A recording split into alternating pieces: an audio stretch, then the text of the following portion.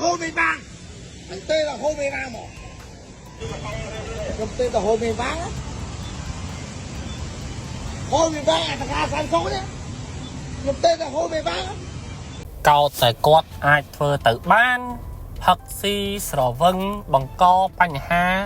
ដោយខ្លួនឯងសោះបែរជាស្រែករលោកអធិការខណ្ឌសែនសុខហួរមេងវាងទៅវិញបរោះម្នាក់នេះបានផឹកស៊ីស្រវឹងនិយាយស្ដាប់គ្នាលែងបានទៅហើយបង្កបញ្ហាតាមដងផ្លូវប្រហែលជាអួតក្អេងក្អាងថាស្គាល់លោកអធិការខណ្ឌសែនសុខហើយមើលទៅបានជាស្រែកឈ្មោះលោកអធិការហួរមេងវា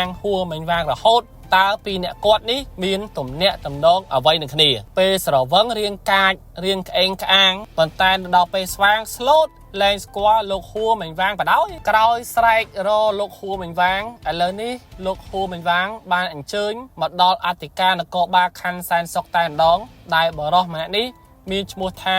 បានវណ្ណាហើយបានសារភាពទាំងអស់ពីរឿងរ៉ាវទាំងអស់នេះបាទជាដំបូងខ្ញុំសូម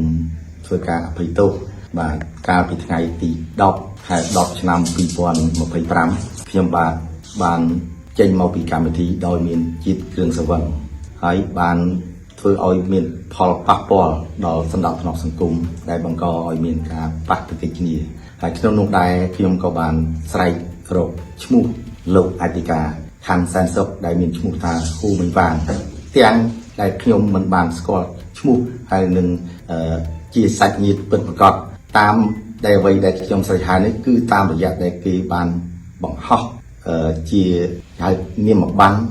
ដែលនៅក្នុងខណ្ឌសែនសុខតែមូលដើម្បីឲ្យប្រជាពលរដ្ឋបានដឹងបានស្គាល់ក្នុង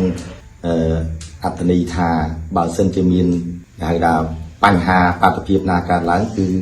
មានលោកអធិការនេះជួយដោះស្រាយហើយក្នុងគោលបំណងដែលខ្ញុំហៅរកនោះគឺគោលបំណងដើម្បីឲ្យជួយដោះស្រាយនៅបញ្ហាដែលបានកើតឡើងកាលពីថ្ងៃយុគទី10ហ្នឹងអញ្ចឹងក្នុងនោះដែរខ្ញុំក៏សូមធ្វើការអភ័យទោសដល់លោកអធិការតែម្ដងសូមអធិស្ឋានចំពោះអ្វីដែលខ្ញុំបានលើកឡើងឈ្មោះរបស់អធិការ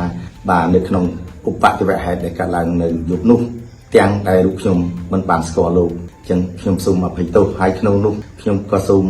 បាទអំពាវនាវដល់ប្រជាពលរដ្ឋទាំងអស់ឲ្យមានកិច្ចសហការចំពោះកិច្ចការបាទស្ដាប់ធ្នាប់សង្គមជាពិសេសគោរពច្បាប់ចរាចរណ៍ទាំងអស់គ្នាដើម្បីជៀសវាងកុំឲ្យមានផលប៉ះពាល់ដូចជារូបខ្ញុំនេះបាទហូមេបាំងអញtên là hô mày vang mà không tên là hô mày vang á hô mày vang thằng A sản số nhé